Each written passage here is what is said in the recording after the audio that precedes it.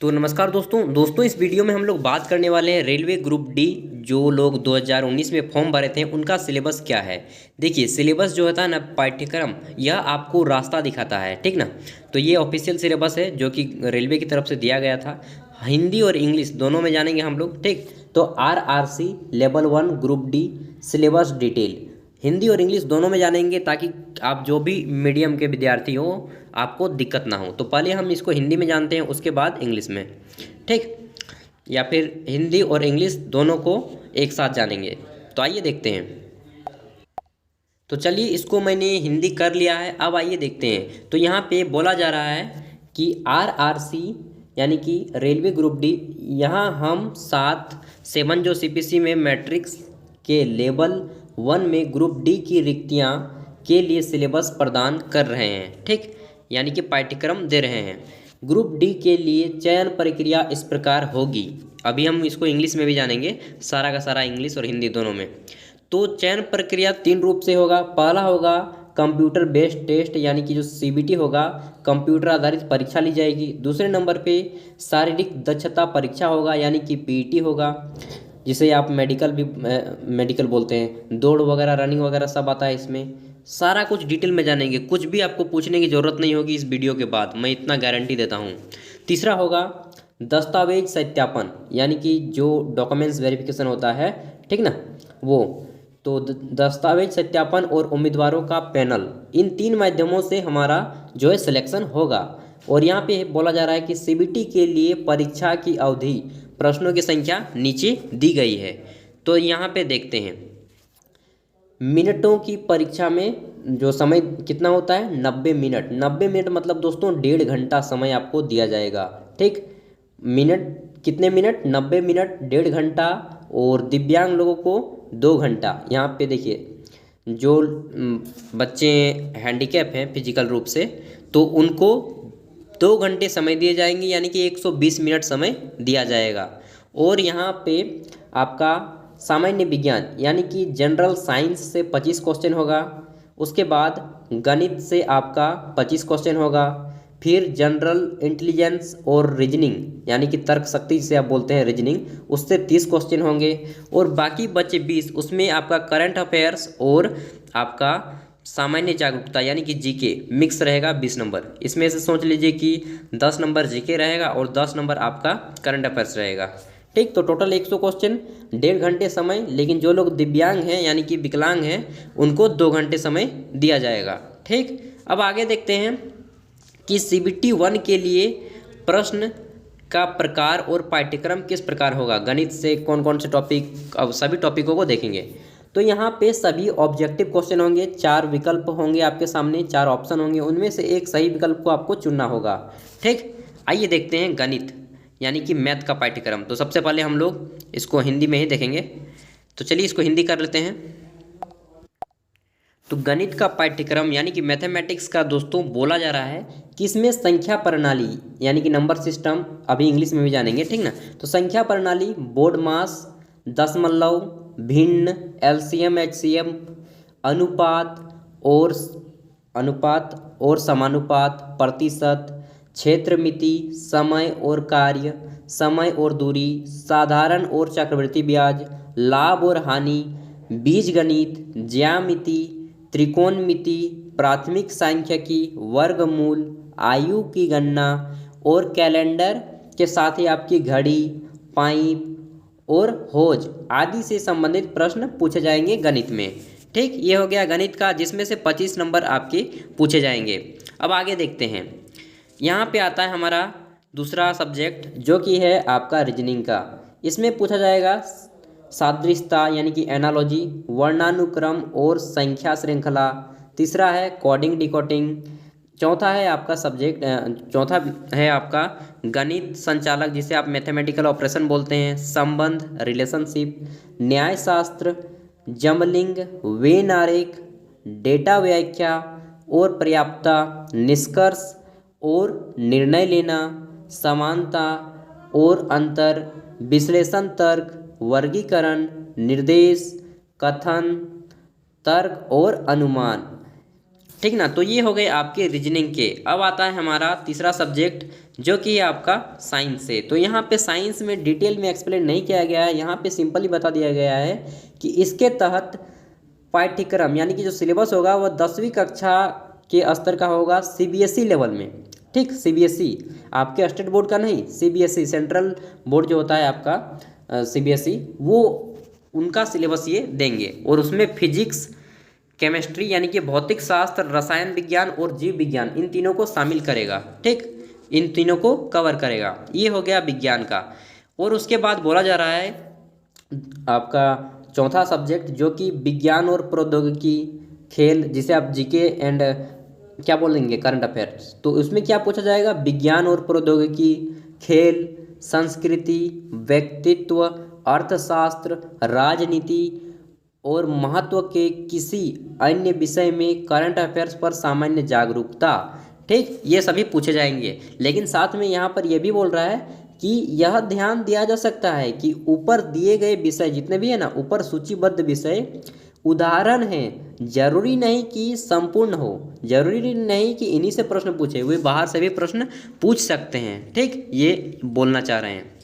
ये तो हो गई हमारी रिटन आपको एग्जाम सीबीटी टेस्ट।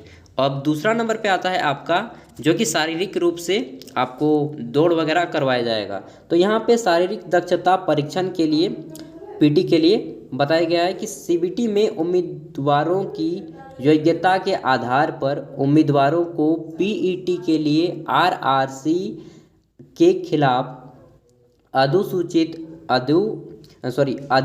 पदों की समुदायवार कुल रिक्ति का 3 गुना बुलाया जाएगा। यानी कि टोटल 1 लाख वैकेंसी है, तो 3 लाख लोगों को पास करेंगे, वो दौड़ में बुलाए जाएंगे 3 लाख लोगों को, 3 गुना। ठीक ना।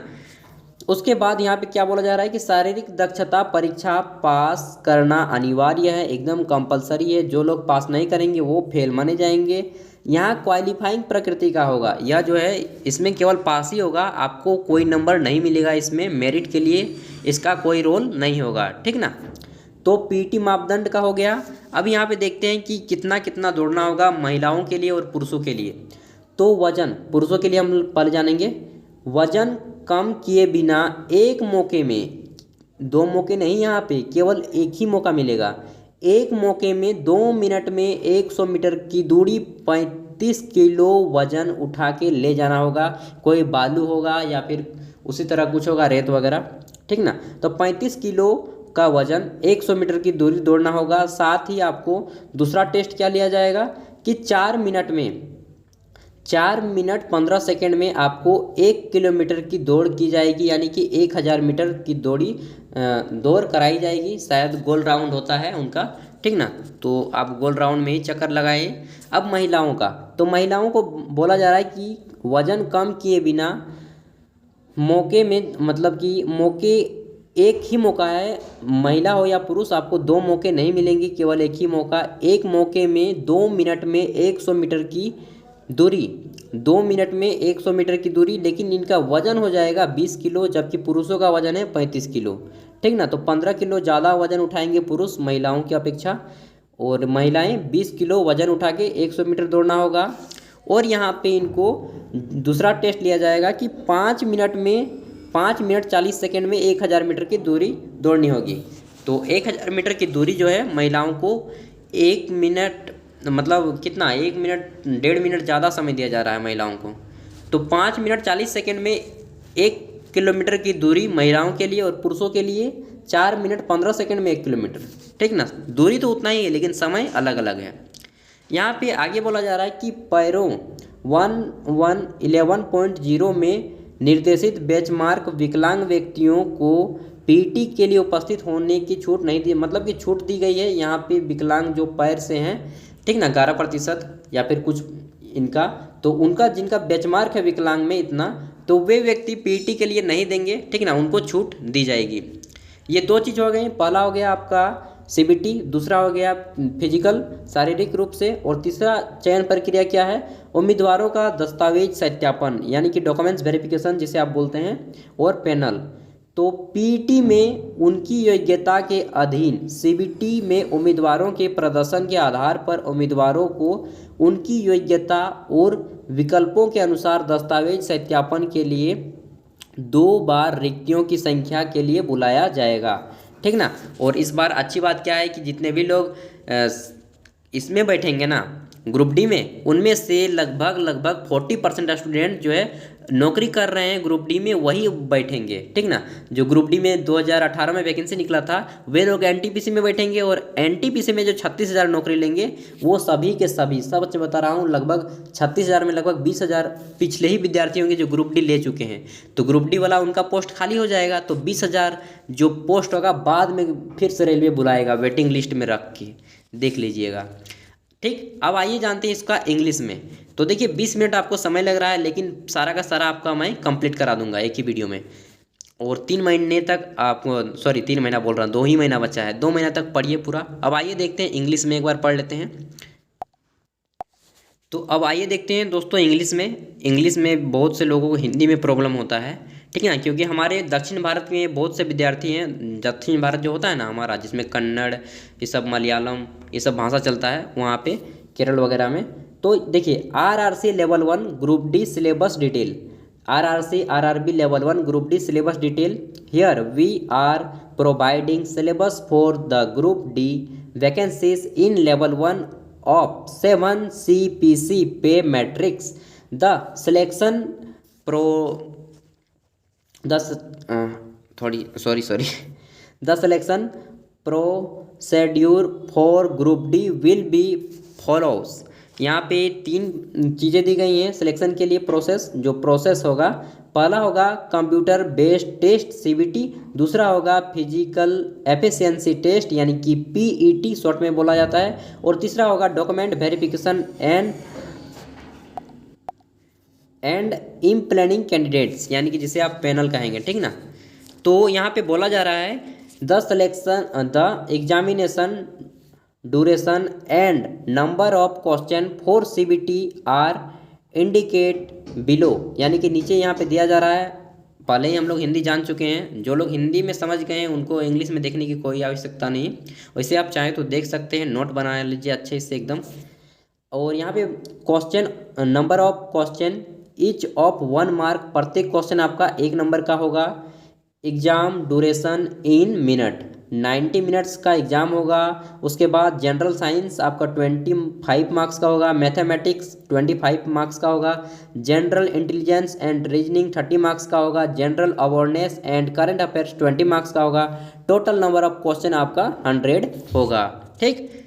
और यहाँ पे जितने भी लोग फिजिकल हैंडीकैप रहेंगे उनको 120 मिनट का समय दिया जाएगा, यानी कि 2 घंटे का समय दिया जाएगा, 2 आवर।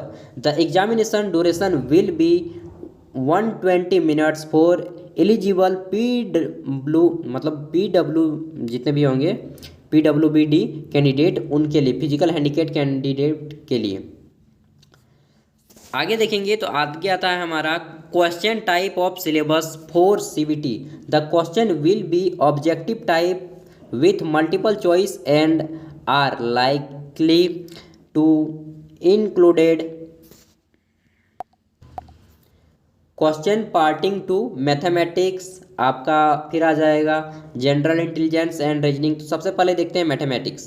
पहला है आपका नंबर सिस्टम, दूसरा है आपका बोर्ड मास, तीसरा है डेसिमल, चौथा है फ्रैक्शन, पांचवा है आपका एलसीएम एंड एचसीएफ, छठा है आपका रेशियो एंड प्रोपोर्शन, 7th है आपका परसेंटेज, नेक्स्ट है आपका मेंसुरेशन, फिर आता है आपका टाइम एंड वर्क, देन आता है आपका टाइम एंड डिस्टेंस, देन आता है आपका सिंपल एंड कंपाउंड इंटरेस्ट, फिर आता है प्रॉफिट एंड लॉस, देन आता है आपका algebra and geometry and trigonometry, दोनों एक साथ में हैं, फिर आता है आपका एलिमेंट स्टैटिक्स, फिर आता है आपका स्क्वायर रूट, फिर आता है एज आपका कैलकुलेशंस, और देन आता है आपका कैलेंडर एंड क्लॉक, फिर पाइप एंड किस्टन।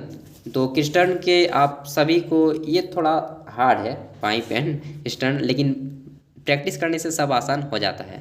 फिर आता है आपका दोस्तों यहाँ पे, देन आता है जनरल इंटेलिजेंस एंड रीजनिंग।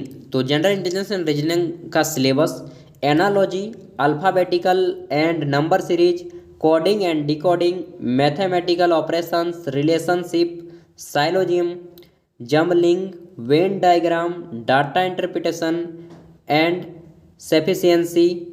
उसके बाद है आपका कंक्लूजन एंड डिसीजन मेकिंग।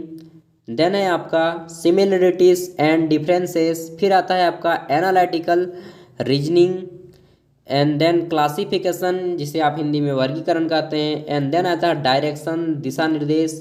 फिर आता है आपका statement, arguments and assumptions etc, और अन्य भी जोड़े जा सकते हैं। ठीक, उसके बाद यहाँ पे दोस्तों तीसरा आपका सब्जेक्ट है जनरल साइंस।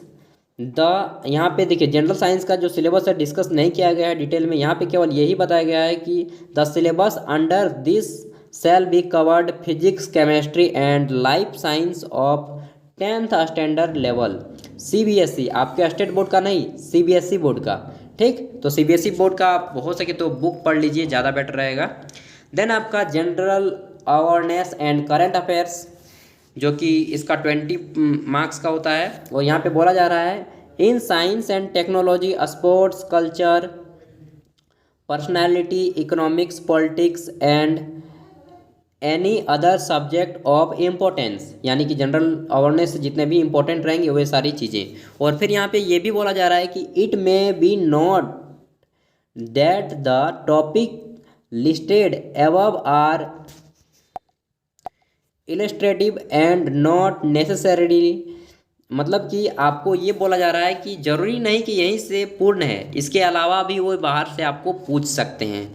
ठीक ना, तो ये थे जरूरी, आप उसे नोट कर सकते हैं। और यहाँ पे तो सारे कुछ समझ ही गए होंगे आप, जितना भी चीज़ें बोला जा रहा है। फिर भी आप चाहें तो एक बार रीड कर लीजिए अच्छे से, और यहाँ पे आप स्क्रीनशॉट ले लीजिए। और इसका मैं पीडीएफ आपको वीडियो के डिस्क्रिप्शन लिंक में दे रहा हूँ, आप चाहे तो उसे डाउनलोड कर लीजिए। लेकिन पीडीएफ का लिंक जो दूंगा मैं आपको किस भाषा में दूंगा, वो आपको मैं हिंदी भाषा में दूंगा, क्योंकि हिंदी में ज़्यादातर विद्यार्थी को आसानी होती है। ठीक ना, तो चलिए इस वीडियो को यहीं पे एंड करते हैं। अगर आपका कोई दोस्त ग्रुप डी का एग्ज़ाम देने वाला है तो उन तक भी सिलेबस को शेयर कर दीजिएगा, ताकि उनको भी दिशा निर्देश मिल सके कि इसी डायरेक्शन में जाना है, यही पढ़ना है।